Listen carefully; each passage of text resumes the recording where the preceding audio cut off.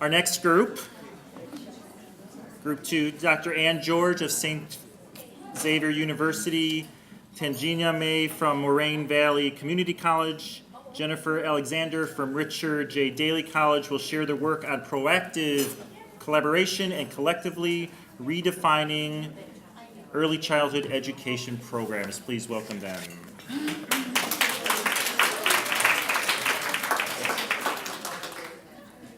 Good evening, everyone.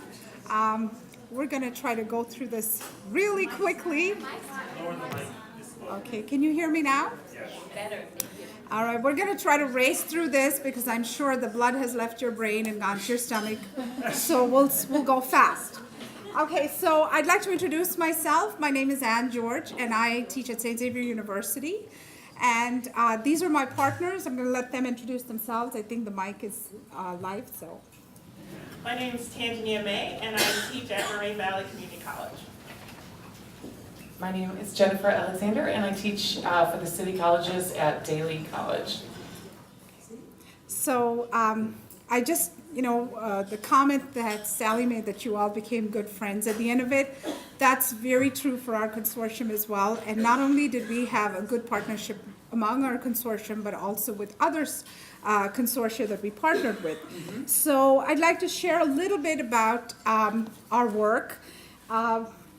In terms of the grant goals that were in existence for the 2014 EPI grant, we in our consortium really tuned into this whole idea of redesigning our program and articulation. Those were the two pieces we kind of jumped on and stayed with all year. So the idea of the key educational issues that we were concerned with were program redesign and articulation. So creating a blueprint for our articulation agreements. And again, our consortium consisted of St. Xavier University, Richard J. Daley College on behalf of the City Colleges of Chicago, and Moraine Valley Community College. But one novel thing that our consortium did was to partner with other consortia. So we made lots more friends. And so in our work, we partnered with DePaul University, Roosevelt University, and Chicago State University. So we partnered with them and their two-year partners as well. So it was really a total of 12 institutions, including us, that came to the table and had some really nice meetings all year long, lots of wonderful conversation. So we had our monthly meetings, and then we would have these other meetings with the joint consortia. So maybe that's why we became good friends. We saw each other a lot. So some of the things that we were able to accomplish over the course of the year, to begin with, we identified at St. Xavier the coursework that would become a part of the new redesigned program. Of course, I like to say I redesigned my program, but it's a blueprint of a program because there's, as you're all aware, there's so many layers of review that you have to go through. It has to go to curriculum committee within the School of Education. Mm-hmm. It goes to Dean's Council, Faculty Senate, and when it's like a dissertation or a thesis process, right? They just beat you down till you're, till you're so good, and so we have to go through this whole thing again, and then it's a program. So right now, all I can call it is the blueprint of a program. Same with our articulation discussions. We've had those from the very outset, and our two-year partners have been, they were the first ones who had any say in the program in terms of giving feedback about courses on master syllabi and so on. And so we've had articulation discussions, but again, it's a blueprint of a formal agreement because we're waiting for a formal program. St. Xavier, over the course of the year, also applied and obtained, I found out last month, Gateway's Level 5 entitlement. So that was, something that we're happy about. And then we, one thing that sort of, I think all of us were on the same page was that our collaboration was proactive rather than reactive. That whole notion of us being equal partners. So rather than coming, oftentimes we come to the table with designed programs and then we say, here's what we have, let's try to make it work, and oh well, too bad it doesn't, But our approach was to start thinking with every course we were designing to think about how does this work for articulation? What can we do, in terms of collaborating together? So it was a very proactive collaboration right from the outset. And of course, our collaboration with the other consortia really enriched the entire process for us, because then it allows us to have a broader discussion about those articulation pathways between 2- and 4-year institutions. So that was a really exciting thing to be a part of. So I want to talk a little bit about our collaboration outcomes and give my colleagues a chance to jump in as well.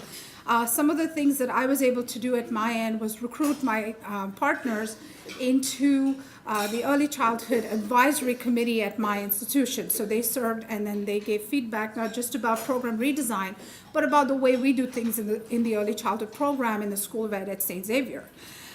We also talked about cross-institutional teaching opportunities, and so I'm so delighted that Tanginia was able to teach a course. She is teaching currently a course in my institution. So we said we'd like to continue this where adjunct faculty can come and teach course, 2-year faculty can come and teach as adjunct faculty in a 4-year institution, and have that reciprocity where we're actually, that notion that was shared earlier, that we are actually all collaborating as true colleagues in teaching our students. So they are as much, my students are their students and their students are my students. So having that feeling of collaboration in the way we work. We also were able to communicate on so many of our requirements. I learned so much about the complexity of how community colleges, the whole approval process for courses. I learned so many things this year, and I was so intimidated by the end of it all. I thought, oh my gosh, it's so hard to do. And I applaud them for all the work that they put throughout the year on all those courses that we were talking about.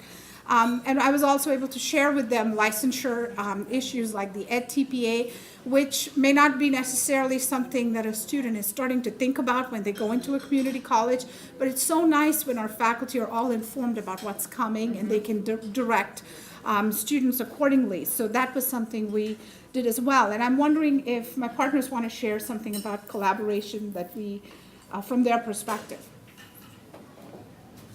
Can everyone hear me? Okay. So I'll speak just a little bit on the cross-institutional teaching opportunities. Like Ann said, I'm teaching at St. Xavier University this semester, the Child Growth and Development course, which we are hoping to articulate to St. Xavier.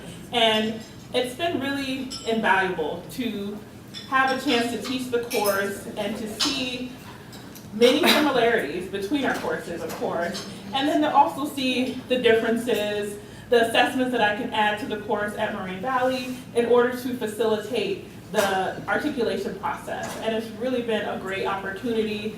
I also had the opportunity to sit in on an EdTPA workshop that St. Xavier offered, which I would not have had the opportunity to go to that workshop and really understand EdTPA from the inside out, which I still don't, but Nobody does. Right, but at least I have a little bit more understanding of what EdTPA is and how to incorporate some of those activities into my courses.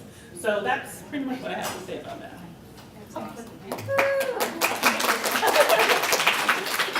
Does that mean we need to stop? Am I good? Can you guys hear me? Okay, so I'm working on behalf of the city colleges, and so my work has been dynamic. Basically, I would say I wanted to pick out my biggest top 2 or 3 things that went on during this grant. The first is just sending my students to St. Xavier and having a person to send them to has been huge. I wasn't even, it's been very good for our students to be able to go to a convenient local university and have a person to ask for, and they have in fact transferred. So we've already begun that, and that happened right away, and she knows if I send them that I say that they're great. That's an endorsement. Miss Alexander sent me, and then she knows. So that's been really great. I have a couple students over there already, so that's been wonderful.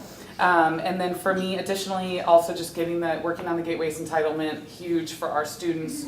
I'm very proud of that. We got entitled in January, so I felt like that was a huge accomplishment. And finally, I guess I would just say that I'm learning about all of the new standards and different ways that things are handled at other schools, and trying to work and learn about the curriculum development process to be able to articulate more classes from the city colleges to St. Xavier. So that's it. Thank you, Ann. So in terms of what we would like to replicate for ourselves, or a good model for replication, I would think about the whole notion of 2-year and 4-year faculty collaborating from the very beginning in program redesign. One thing that we are able to do, and this is probably luck and chance, it's an intersection of all the things, all the deadlines at the same time, right? So we were also able to think about how to embed the EdTPA across courses meaningfully, because we're designing it so we can be a little bit more mindful rather than trying to play catch up and say, how do we get our candidates prepped for this?